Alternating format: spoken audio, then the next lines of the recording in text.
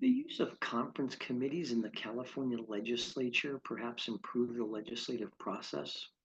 In the past, the legislature in California has used conference committees as a part of the legislative process.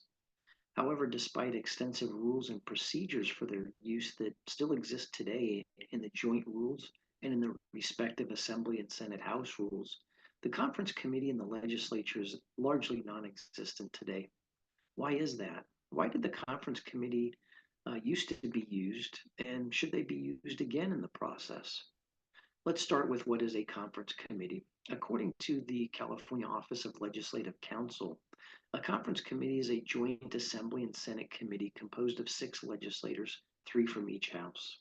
And the purpose of a conference committee is to reconcile differences between the Assembly and Senate versions of a measure. With a conference committee, the three Assembly conferees are chosen by the Speaker of the Assembly, while the three Senate conferees are chosen by the Senate President pro tempore.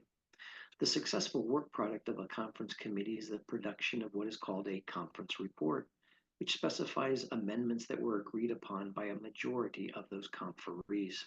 In addition, a conference report requires at least two members from each house, i.e., two assembly members of the three and two senators of the three, to agree on the conference report in order for the report to be considered by the Assembly and Senate for a single floor vote on each house.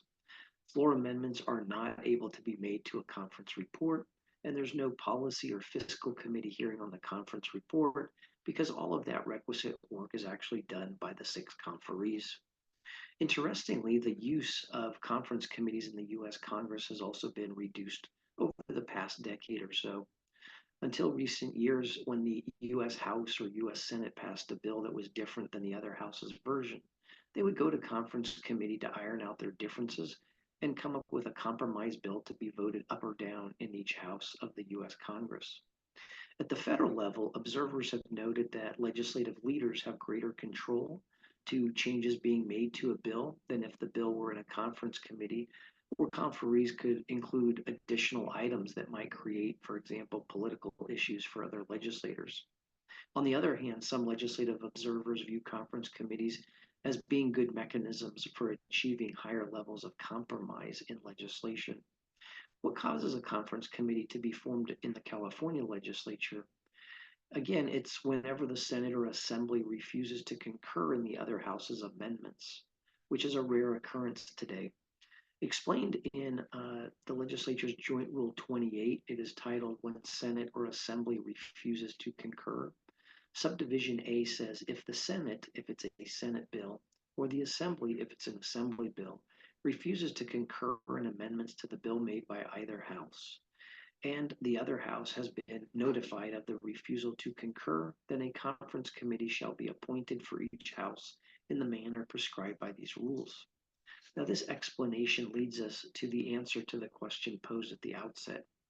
Conference committees are rarely used in the legislature today because the House of Origin rarely non concurs in the other House's amendments.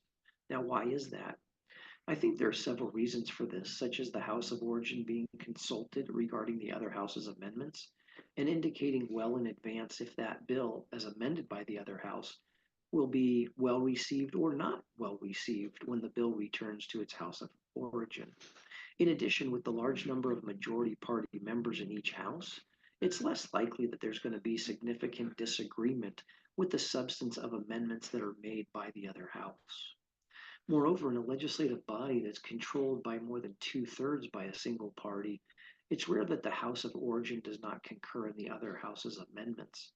And concurrence votes, as well as non-concurrent votes for that matter, usually occur in the last few days of the legislative session, which is when there's very little or frankly no time at all for a conference committee to be appointed to convene and to conclude their work before the final adjournment for the year, especially in light of the 2016 adoption by the statewide electorate of Prop 54 and its requirement for a bill to be in its final form for 72 hours before being voted on.